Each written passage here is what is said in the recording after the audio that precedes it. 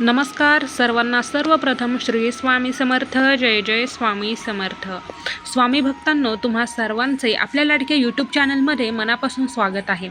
आज आपण पाहणार आहोत मंगळागौर 2026मध्ये जी येत आहे, तर त्या मंगळागौरची संपूर्ण माहिती आजच्या या व्हिडिओ थ्रू तुम्हाला मिळणार आहे. चला तर मग व्हिडिओला सुरुवात करूया. तर पहा, मंगळागौर हा श्रावण महिन्यातील प्रत्येक मंगळवारी साजरा केला जाणारा देवी पार्वती म्हणजेच मंगळागौरी यांचा पवित्र उत्सव आहे, सणच आहे. महाराष्ट्रात नवविवाहित स्त्रिया विवाहानंतरची सलग पहिली 5 वर्ष हे व्रत श्रद्धेने करतात, निष्ठेने करतात, भावपूर्वक करतात, विश्वास ठेवून करतात. या व्रतामुळे अखंड सौभाग्य, पतीचे दीर्घायुष्य, उत्तम आरोग्य, घरामध्ये सुख, समृद्धी, शांतता आणि आनंद नांदतो आणि कौटुंबिक वादविवाद होत नाहीत आणि त्याचबरोबर कौटुंबिक आनंद लाभतो. एखाद्याच्या घरामध्ये वाद होत असतील ना, तर ते वाद थांबण्यासाठी, घरामध्ये सुख समृद्धी होण्यासाठी, घरामध्ये शांतता आणण्यासाठी, पतीला दीर्घायुष्य मिळण्यासाठी, अखंड सौभाग्य मिळण्यासाठी तुम्ही हे व्रत करू शकता, अशी शास्त्रामध्ये मान्यता आहे. आता पहा, मंगळागौर 2026मध्ये कधी कधी आहे, तर पहा ऑगस्टमध्ये मंगळागौर येत आहे. पहिला मंगळवार 18 ऑगस्ट 2026ला पहिली मंगळागौर आहे. त्यानंतर दुसरा मंगळवार 25 ऑगस्ट 2026ला आहे.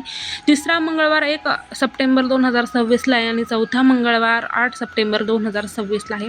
तसेच या 4 मंगळवारी तुम्ही मंगळागौर साजरी करू शकता, कारण मंगळागौर हा एक उत्सव आहे, सण आहे, जो तुम्ही खूप छानपैकी सेलिब्रेट करू शकता. आता आपण पाहूया मंगळागौर व्रत कशासाठी करावे.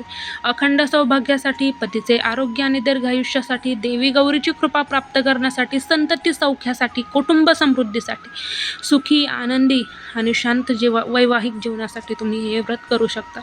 त्याचबरोबर मंगळागौर पूजा कोणी करावी.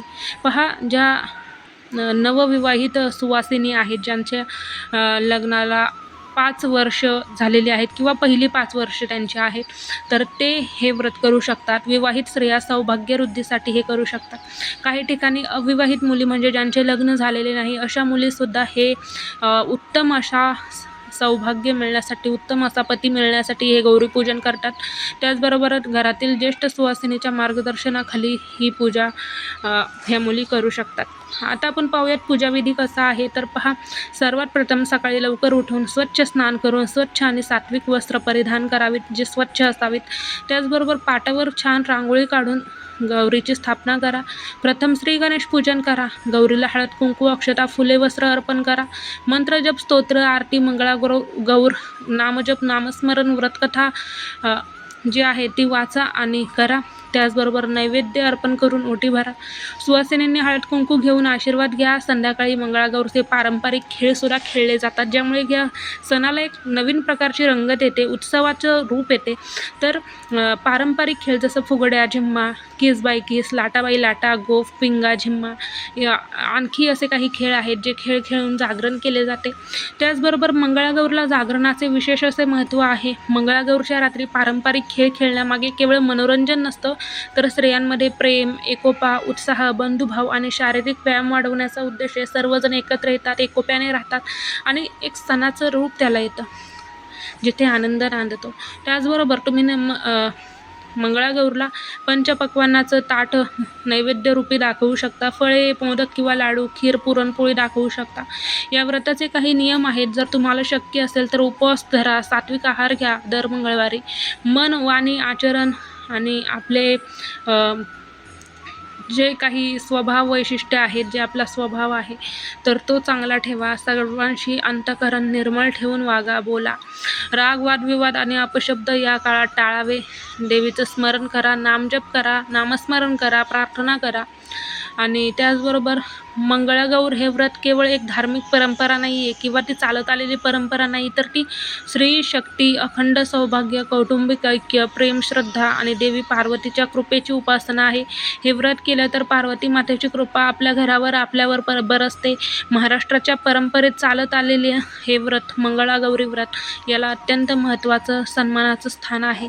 आता आपण पाहिलं की आपली मंगळागौर ही दर मंगळवारी येणार आहे ऑगस्ट महिन्यात. तर छानपैकी श्रद्धेने, विश्वासाने, भाव ठेवून व्यवस्थित असे हे व्रत मनामध्ये पार्वती मातेचे स्मरण करून अखंड दर मंगळवारी नामजप करून हे व्रत करा. पहा, तुमची मनोकामना पूर्ण झाल्याशिवाय राहणार नाही. माता पार्वती म्हणजेच मंगळागौरीची कृपा तुमच्या घरादारावर तुमच्यावर बरसल्याशिवाय राहणार नाही. असं हे मंगळागौरी व्रत पूजन व्यवस्थित करा, व्यवस्थित व्रत करा आणि जास्त महत्त्वाचं म्हणजे अंतःकरणात पासून करा, मनापासून करा. नक्कीच ते फलदायी ठरेल. तर भेटूयात पुन्हा एकदा अशा सुंदर व्हिडिओमध्ये. तोपर्यंत सर्वांना श्री स्वामी समर्थ. जय जय स्वामी समर्थ. धन्यवाद.